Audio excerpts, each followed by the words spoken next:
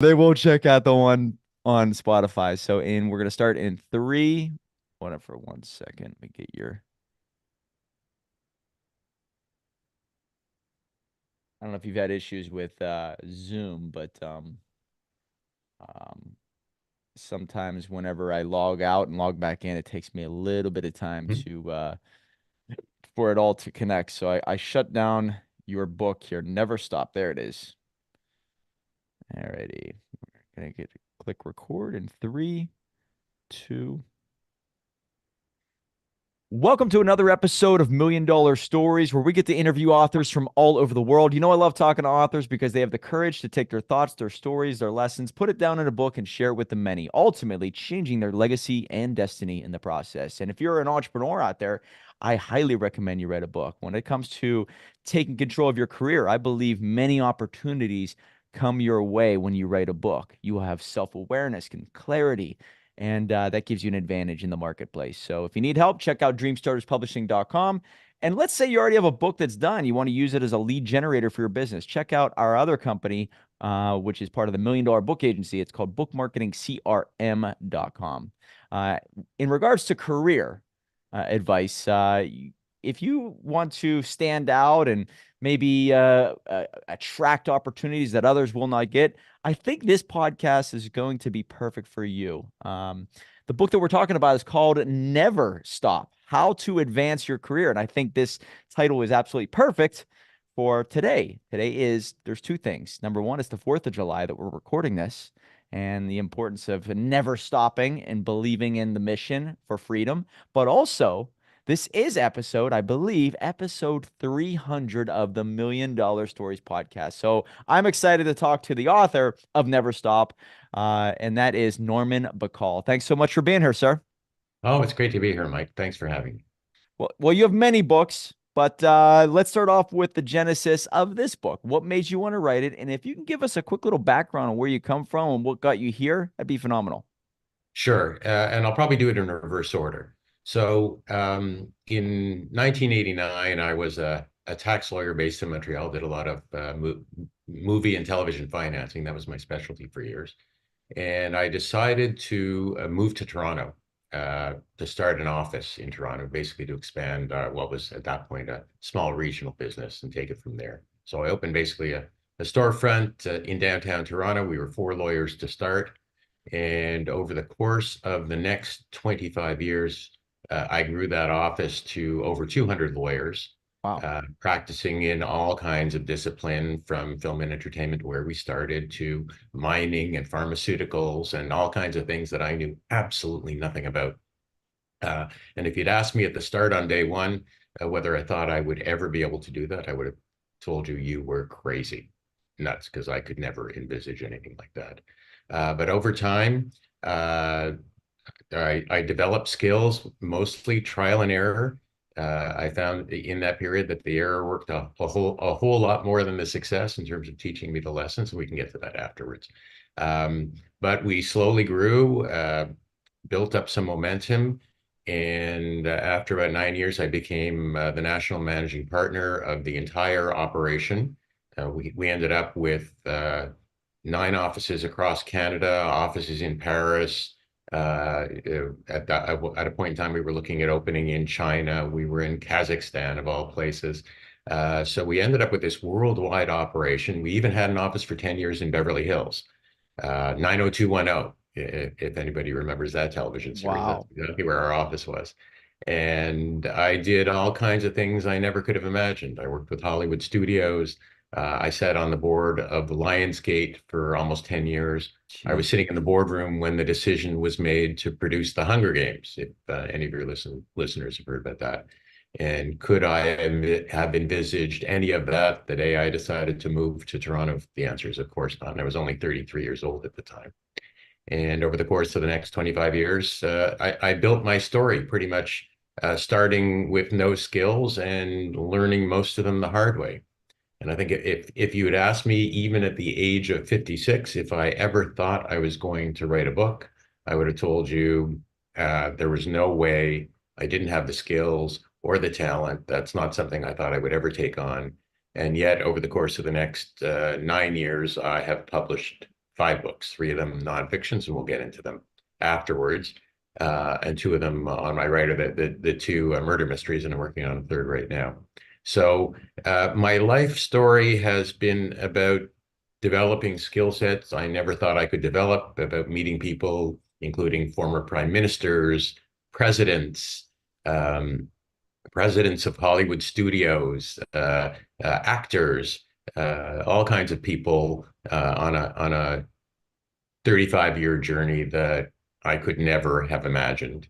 In fact, Geez. that was the sort of the basis for the TED Talk I did a few years ago, mostly on a dare to myself to see if I could do one. It's the theme of it is become the person you can't imagine, which I think is pretty much the theme of my life and my three nonfictions. And and that TED Talk has been viewed now by about 650,000 people worldwide. So I think it connects with people. Not so much my story, but the things that I talk about in the TED Talk and that I've built into Take Charge and Never Stop, which are what are the elements of building career success as an entrepreneur or a professional. So that's kind of my life story in a capsule. Without getting into my family, I've been blessed with a wonderful wife, 46-year marriage, four children, and eight grandchildren with a ninth on the way. So I've lived a blessed life. We'll get into the challenges I face, and particularly the greatest failure of my life. We can get into that a little later, which kind of turned my first career into a trip to utter despair, and out of that, a second career. Hmm. Wow. So I didn't even know about the TED Talk. I went through your bio. It doesn't say anything about that. So I'm gonna look into this TED Talk. And it was about becoming the person you truly desire. Is that what the main message of the TED Talk was? Absolutely it follows my career story, the lessons I learned. Ultimately, it was a TED Talk that made sense out of in 18 minutes out of my Take Charge book, which is like what are the key lessons I've learned along the way. I think I was to tease your audience a bit. I'm the first person I think in the history of TEDx that brought uh, someone up on stage with me to keep me company for those 18 minutes, and I'm not going to give away the Oh, secret here. gotcha. But Yeah, hanging I was around Hollywood taught you a little bit about storytelling. I like this. That's right. But I went up on stage with my Uncle Harry. Oh, interesting. I gotta check it out. It's fascinating. I love talking to people who, took the plunge and went after the TED Talk dream. Many people say they want to do it, but it's a commitment, and being trained to do it and to do it well, it's a real art. So I'm gonna look into that. But the book called Never Stop, I looked at it right out of the gate, and a few things stood out to me, things that I know my clients struggle with. And the number one thing is imposter syndrome. I see that very big on the cover, but also the word fear, right? People use fear as sort of a reason for them not to pursue something. And then I'm around multimillionaires, some even billionaires, and they use fear to push them. It's very much like how rats are actually motivated by fear than actually a want, right? If they're starving, they will they will pursue cheese at a certain speed, but if they're being chased by a cat or they smell a cat, they'll go 10 times faster. So it's amazing how some people use fear and some people are blocked by fear. So when I'm looking at this, this the cover, if you could just give us an explanation of it, I see an individual who conquered all that. And so is that the main message? Is that, some people have imposter syndrome and maybe we all do. We just use it a different way.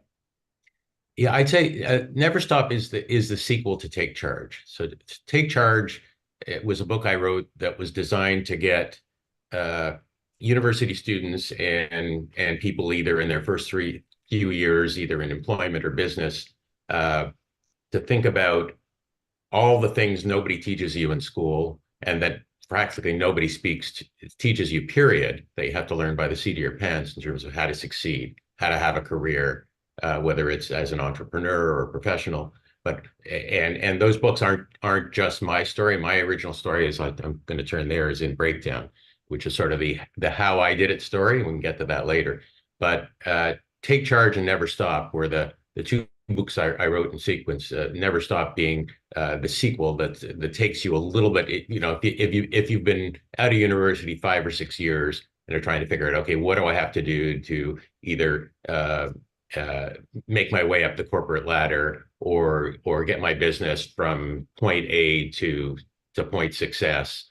What are the skill sets you need? So I focused on things like getting out of your head, which I also talk about in Take Charge, and I'm going to go back to uh, your discussion of fear, because the original title of the book was F***CK Fear Forever, um, which one of my readers and editors said would be a great title, and uh,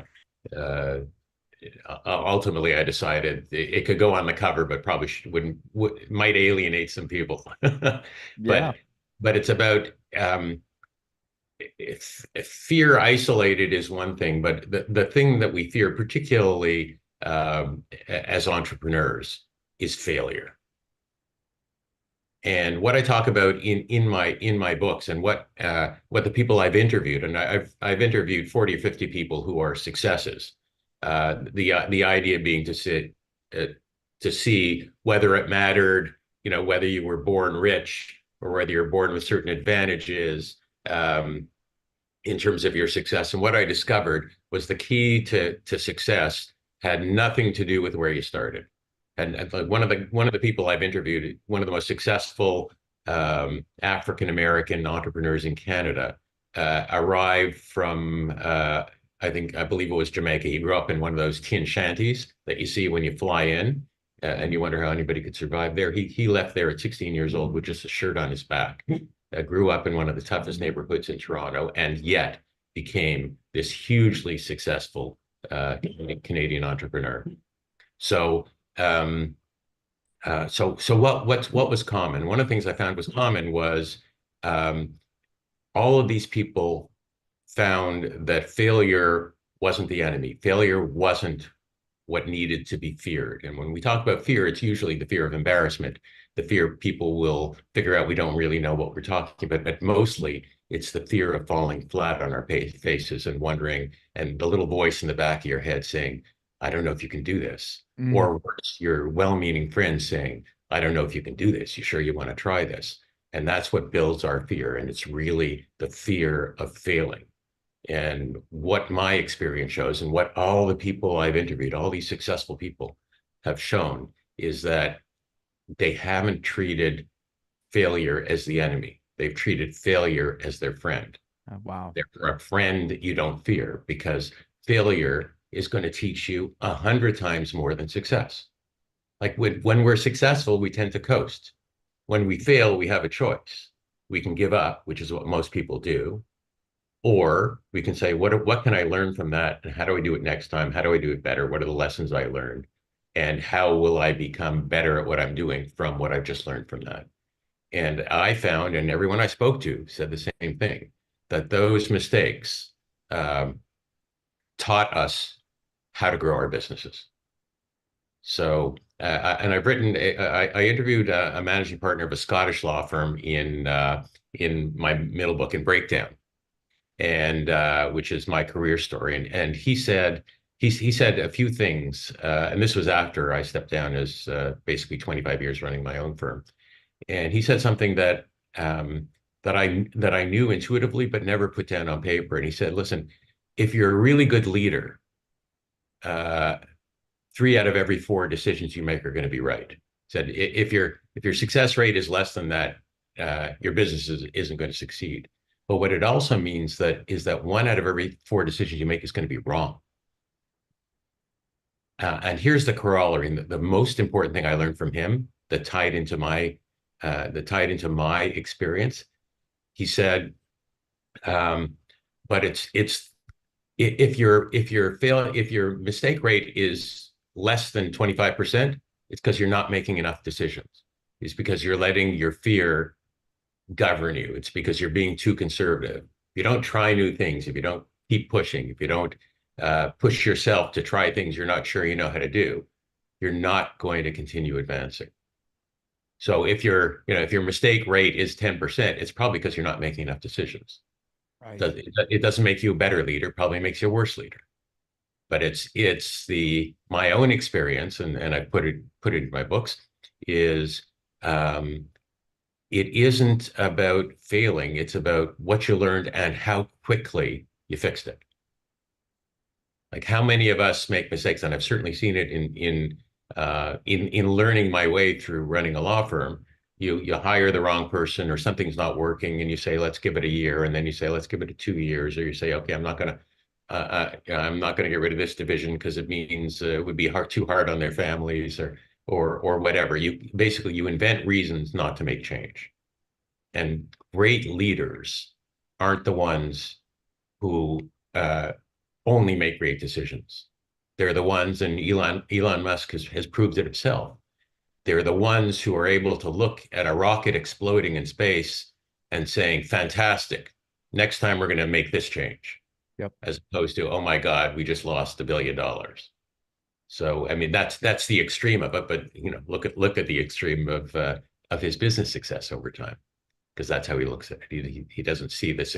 He doesn't see the failure as something to be ashamed of. He sees it as the next step towards the great success and pushing the limits and pushing your business to a level you can't even imagine today. What have you noticed about the people who never stop? I mean, it's a perfect question because I've seen people go from making no money to making $200,000 a year, and that's enough for them. So they just stay right there. And there's a situation that I'm even thinking about in my own life where 2 years ago, I realized, man, if I just stay here, I'm good, right? Make enough money. I have a smaller team. If I stay here, I'll probably be okay financially for the rest of my life. But there's so much wilderness out there that it just excites me that if I stay here, I know that comfort will come and kill me. It'll take me slowly. And so I need to keep pushing myself. So I'm going to leave this world of comfort, even though I wasn't like, a trillionaire. It's basically like, I'm comfortable. I'm good right now. But I'm going to go into the wilderness and risk death, right? I'm going to go out there and I'm going to try new things and I'm going to feel those arrows again. And I see some people get to that point and stay, but then I see other people like the Elon Musks that have it all and they keep pushing. They keep running into the arrows, knowing that maybe the return on investment is worth it, or they have a faith that other people don't have. Or maybe they just have a drive that if I have been given all these tools and resources, I better utilize them. Otherwise, comfort will come to kill me. So, what have you noticed about people who never stop? Internally, do they just have a drive that can't be described? I wouldn't say they have a drive uh, that can't be defined, but they do have a drive. And if we're going to be honest, not everybody has it. Right. Some people, some people are just content. I had lawyers working for me who did pretty much the same thing for the 20 years that they worked for me. Like the same thing every day in, day out. I looked at it and I looked at them and said, I couldn't possibly be you because I'd go insane doing the exact same thing for 25 years. Right. On the other hand, their personalities were perfectly geared to doing what they did. And they looked at me probably the way I looked at the managing partner when I was coming up the ranks at the firm, which is I would never want that job. Oh my God, I have her headaches all day. So ultimately, I think you need what's important is that you keep testing yourself to see, and you may find that that you can't live with. And a lot of lawyers are like this; they just can't live with risk. That's why they became lawyers. Mm. They're fantastic at analyzing other people's risks, but ask them to take one for themselves, and they crumble. Most of them are like that. The people who become the law firm leaders can't be like that because otherwise your law firm would fail because you just either that or you just become mediocre because you need somebody at the top pushing, somebody at the top leading. Um, but there's a lot to be said about followership, and out of that followership, there's a percentage uh, of people out there, and my guess is it's a really high percentage of your listeners or viewers who are out there because they feel that internal drive. They just don't know how to direct it. They don't. They need to develop the skill set for, okay, how do I take this inner drive that's in me, and you know it's in you because you know you're listening, you're watching this podcast. If if you didn't care, you'd be watching Fox News or something like that. Um, but you're out here listening because you care about those things, and what you may be lacking are the skills to take that inner drive and turn it into fulfillment. And that's what my books are about. That's what Never Stop is about. One of the key chapters in Never Stop is the building blocks to build your organization start with how you're able to hand off work and build a team underneath you. So I have a complete chapter, for example, on how to delegate work, how to give it out, how to empower people underneath you, and most important, and this is, I think this is a key for a lot of your viewers. How do you keep yourself from doing the same thing next year and 5 years from now that you're doing today? Well, the only way you can do that is if you can get some people working underneath you who are super excited to take on all the things you now find boring because you know how to do them, and let them figure that out while you go out and figure out how to do the one or two things you still don't know how to do. Yeah. Yeah, and I think in your early part of your book, you talk about, I believe it's karate. It might be one of the martial arts that you describe, but I recently just got into jujitsu, and I've worked with enough people that are in that world, and I did a little bit of research that shows that some people pick up jujitsu because maybe they want to feel like a beginner again for the very first time. Individuals who do really well in life, once again, they might just find themselves on autopilot. And the moment that they take on something that they're a novice at, it ignites something in their brain for the very first time in a long time. And maybe that's a feeling of youth, but feeling that there is progress, right? Going from a beginner to somewhat skilled, you notice a transformation, and that's a livelihood that kind of, I guess, transcends just the martial art to other parts of their life, and they feel, I guess, more youthful than they have in the past 10, 15 years. So that's another aspect of it, right? Just constantly testing yourself and feeling like a beginner.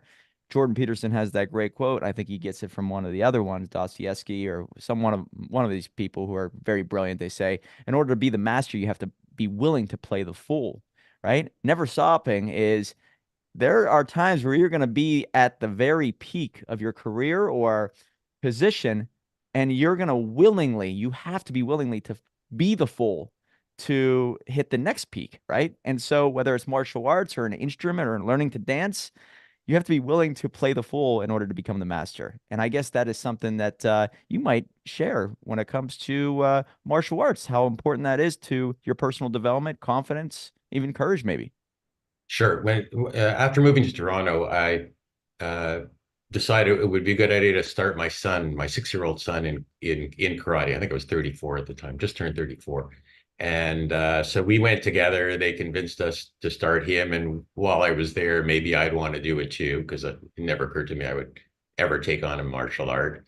It was one of those, okay, why not moments. I'll try it for 6 months. Let's see how it goes. And I can't tell you how out of place I felt at the start. It took me a while to figure out even how to tie the knot in my white belt.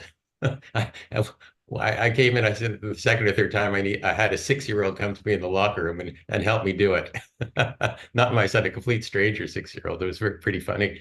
My first 6 months, I was awful, out of shape. Uh, just feeling like I was the slowest developing adult, even in my adult class. Uh, but I did stick with it, and there was a sign on the wall of the dojo when I walked in that I didn't particularly notice at the beginning, but as I stuck with it, and the long story is I stuck with it for 20 years until I couldn't stand on my leg anymore, and I developed from that 6-month complete klutz, worst guy in the class, to third-degree black belt. Um, but there was a sign on the wall that ultimately became my inspiration and makes it into its books. And the sign on the wall said, and it was translation from Japanese. regardless of the number of years of practice, you will never advance without single-minded determination. And those three words, particularly when I was sitting down to write the books, really resonated. What separates successful people from everybody else? People who are, listeners out there who say, like, how can I do it? And the short answer is you need to develop single-minded determination. Mm. Put that goal out in front of you and don't give up till you get there. And every time you go out to practice, every day you come into work, it's not about just getting the job done today. It's about, where do I want to be in 6 months? Where do I want to be in a year?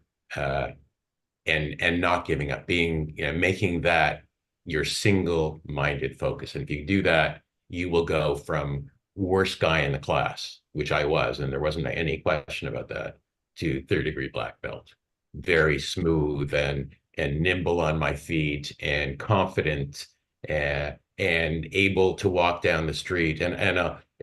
Ultimately, the other thing that started me karate is I was walking with my wife, and we were, I guess, in our early 30s, in San Francisco. We were on vacation, walking back to the hotel, and there was these couple of men walking maybe about 20 yards behind us, for about the last, I don't know, half mile back to the hotel. And she turned to me after we got into the hotel. She said, did you notice those men? I said, yes, I did. She said, were you worried? I said, yes. She said, well, I wasn't, because I was with you, the man. And I turned to her and I said, what makes you think I would have been able to protect us?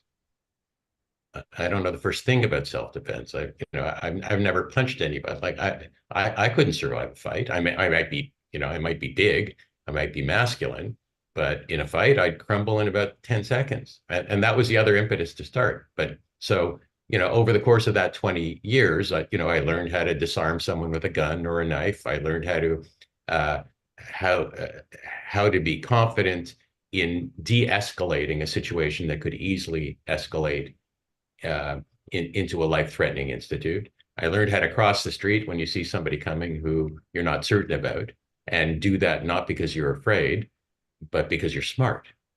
So these are life skills that I picked up from people who knew better, who knew how to train me, but ultimately gave me the confidence, so that even now in my late 60s, I can go out walking on the street at night, and I'm not afraid, because I know I can handle a situation. Yeah. Yeah. I mean, I just started taking a few classes, and I've always thought, in a fight, I have such a rage inside of me that I got 2 minutes of just insanity. It's going to give me a chance to beat 95% of people. And then you get in there, and then you realize, oh my God, you mean to tell me that all it takes is this, this, and this from this person, and I'm done, right?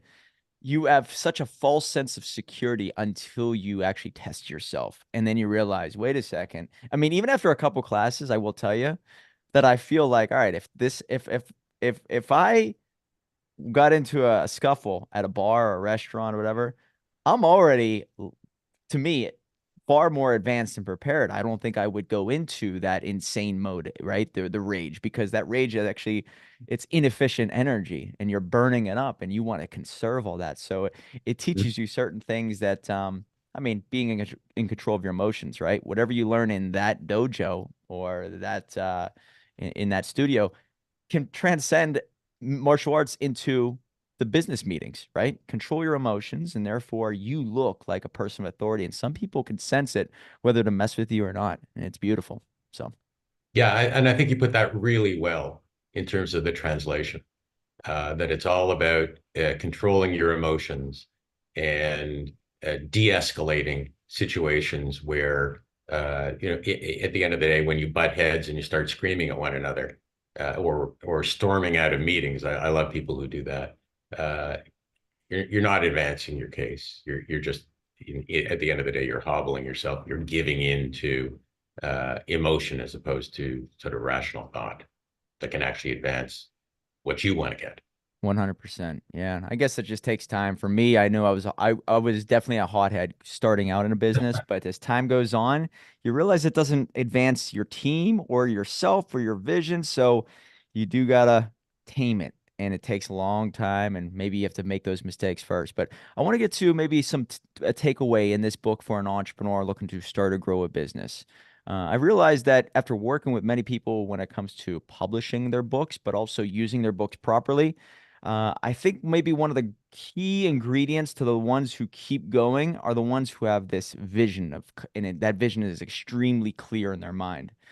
I don't know how to teach vision. I just think of, okay, well, if you were going to die and you were going to put your obituary down, in my opinion, that's how I was able to obtain clarity. How do I want to be remembered? So that's my only piece of advice. Do you have any key takeaway from the book that could maybe lend favor to those who are unclear about who they're becoming, where they want to go? What would you say to them? Yeah, I'd say it's for I'd call it the take charge never stop package because I think if you get both books they'll take you through everything including the psychological issues what you have to get out of your head, how to build a client base. My starting premise has always been, and I learned this from my son. If you want to be successful in business, think like a great waiter.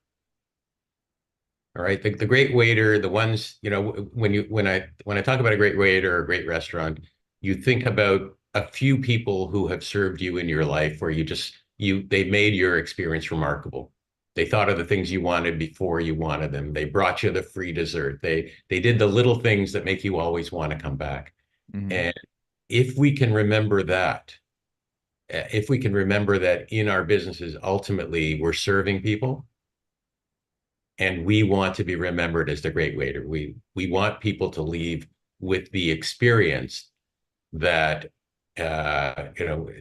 from using Norm as the example, uh, we want them to say, "Wow, I've never been served by by anybody as well as Norm has served me. I'm coming back. I'm never leaving Norm." You want to leave them and build over time a loyalty and trust in your business that you're building that isn't a one time, one shot deal and okay, on to the next. It's sort of a wow, every time you pick up, the thing Norm sold you or the service Norm provided to you from your business, you think of, wow, what a great customer experience. I got to tell 10 people. I got to tell. And the flip side of that is if you leave them with a bad taste, they're going to tell 100 people. I can't believe what an idiot Norm is in his business. I would never use them again. They'll tell probably 5 to 10 times more people if they have a bad experience. So that's part of it. But in terms of developing the vision, um, I, I, I'm loath to talk about building out great visions from day one, and I'm way more a fan of seeing where you are today and setting 3 goals for what you want to achieve in the next year. So here are 3 things that I can't do yet that I want to be able to do a year from now, or 3 things that my business needs, and those are going to be my focus for the next year. And as your business slowly grows based on that, so if you put that together with your single-minded determination, I'm not giving up until I achieve these 3 things, and maybe you'll only achieve 3 of them, and maybe the third one will take you 2 or 3 years, but you're on the road to getting there. Or maybe you'll face a bunch of obstacles and you'll realize you need to learn 3 skills before you're able, to complete your task of 3 things. But if every year you set 3 objectives for yourself or for your business, and keep your mind on that for the entire year, and then next year you'll sit down and measure where am I today compared to where I expected to be on these things, and how quickly can I get there, or what have I learned that tells me that goal number 2 I'm not ready for, or I should be making a right turn because I see something today that I couldn't see 8 months ago. I mean, that's the other thing. You can't have a huge broad vision except a vision carved out of experience. And your experience allows you to see things. Like I could see things today that I could never even imagine when I was 34. Mhm. So, double my age, and that's a lot of years. But from the day I started, my perspective, I've become the person I can't imagine. I've learned how to do things I was sure I could never do. I could never write a book. And yet I spent 5 years learning from masters at storytelling and writing how to do it. So don't worry about your grand vision. Accept that your experience and your failures are going to allow you to expand your vision and to allow you to see things that you can't see today. And it's only by having those experiences, those successes, those failures, meeting people who you've never met, learning skills from people whose names today you don't even know. Those are the people that are going to allow you to expand that vision and, again, turn you and your business into what you can't imagine it to be today. Yep.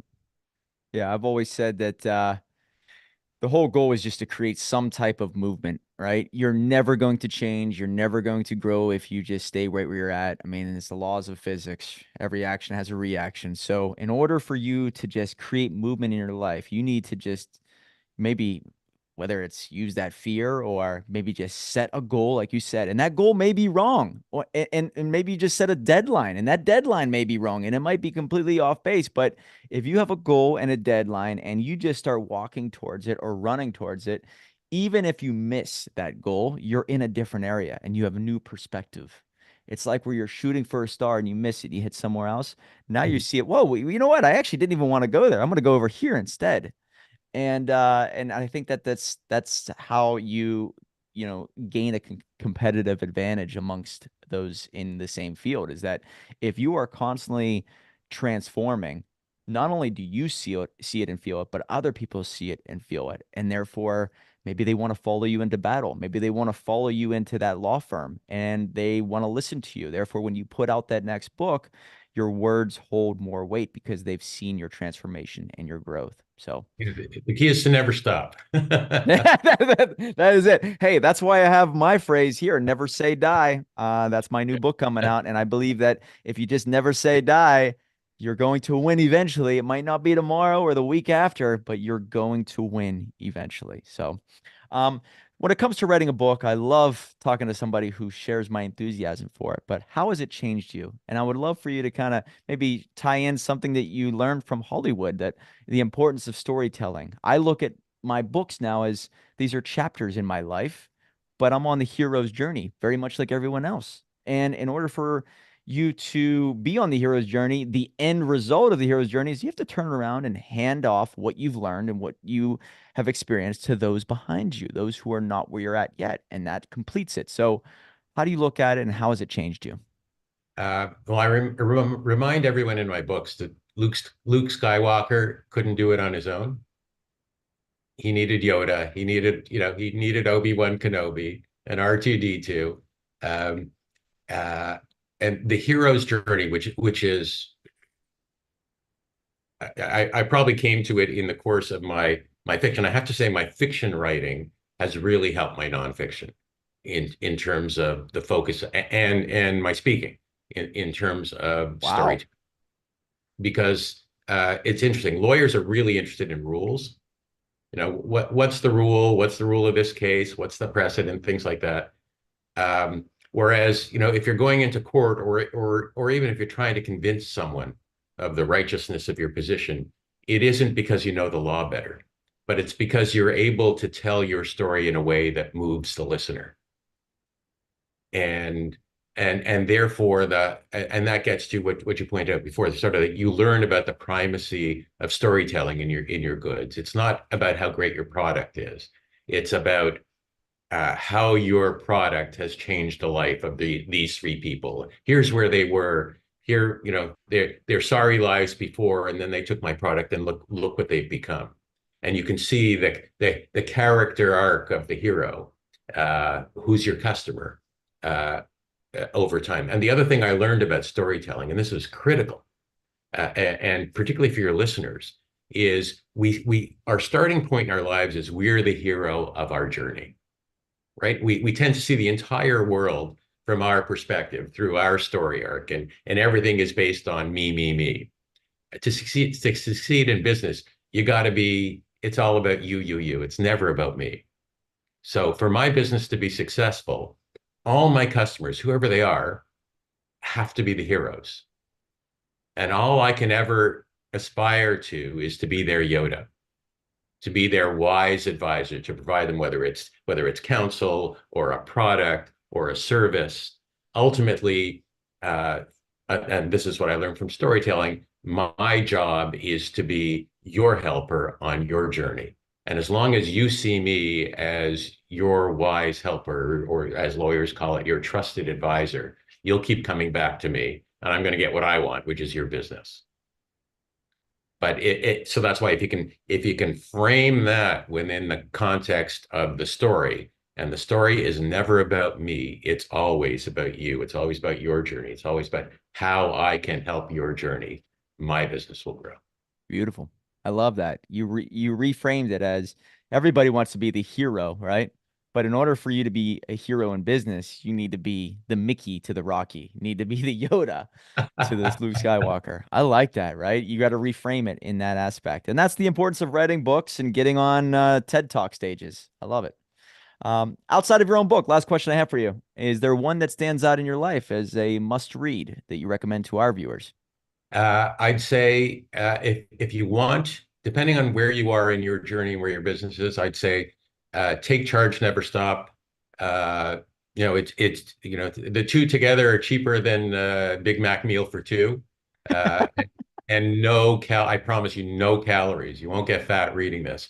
In fact, you'll burn a lot of energy in terms of what you learn. So I'd say that those two combined we will, and everyone who's read them, including people who are huge business successes, they've read them and they say, yeah, Norm, you frame this in a way. I do it, but I've never really focused. And the key when you read books like this, and when you listen to podcasts like this, and I'm sure when you read your books, is is for the reader to reinforce, this is what I'm doing right. Yeah. I need to do more of that. And I found that in my life when I actually focus, when I understand what I'm doing that's right, because somebody's pointed it out to me, I do it better because now I'm focused on it and I do it more. So it's not accidental that I do it. It becomes okay. Now I can build it into my everyday makeup. I know what I'm doing. I know what I'm doing, why I'm doing it, as opposed to, oh yeah, I made a good decision last week. I wonder why. Hmm. So those two books will really take you from where you are. And it's not just my journey. My journey was all in breakdown.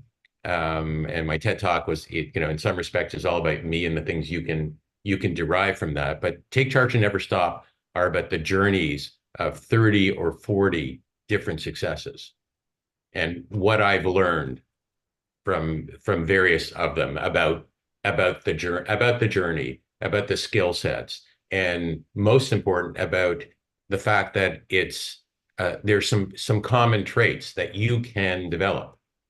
You may not have them now. I didn't have them. When I started out, I had none of these. All I had was a head on my shoulders.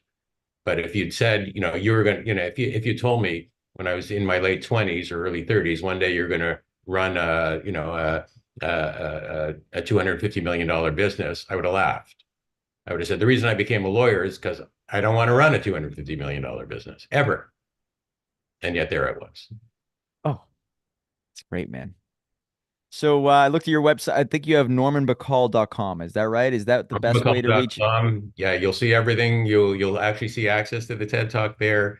You'll see all my books, my speaking engagements. I do a lot of motivational speaking because to me that's what still keeps me going, and keynotes.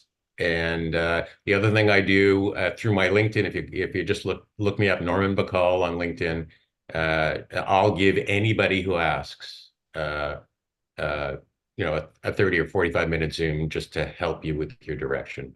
Wow. And I do that. That's my give back. I've found that the business world has been really good to me. The mentors in my life who taught me lessons never had a handout. Some of them didn't even realize they were teaching me. And this is, the point in my life where if I can help point you a little bit in the right direction, happy to do it. That's great. very gracious of you too, man. So, guys, reach out to him. Obviously, wealth of knowledge, knows his stuff. And you want him on your side if there's ever a fight, just so you know. So his books, Take Charge, Never Stop. He has a couple other ones, Breakdown, Ophelia, I believe, and Odell's Fall, right? Odell's Falls is about a lawyer on top of the world. Um, Marries a senator's daughter, and his life begins to fall apart. Gotcha. Okay. So I love what you just said there. Your fiction writing helped you with your nonfiction and with your speaking. So that's a great tip, guys. If you want to start to become a better communicator, maybe learn the art of storytelling in regards to fiction. Even though I love nonfiction, I could see how writing fiction stories will really help in your communication skills. So great stuff. Guys, check them out. Norman Bacall, normanbacall.com. And yeah, I remember, guys, $1 million book will lead to $1 million life. So, Norman, thanks so much for your time, and I really appreciate you giving us your wisdom today. All right, Mike, it's really been a pleasure and my honor to be here. What? Yeah, and I think that this is a great 300th episode. I always thought, man, okay, I want these milestones to mean something. This was phenomenal. So, thanks for not disappointing us. And yeah, really appreciate it. Even though it's not 4th of July where you're at in Toronto, I guess I'm pulling for you guys to for McDavid to get a cup someday, just so you know. All right, guys. Thanks so much. $1 million All right. book will lead to $1 million life. Right on.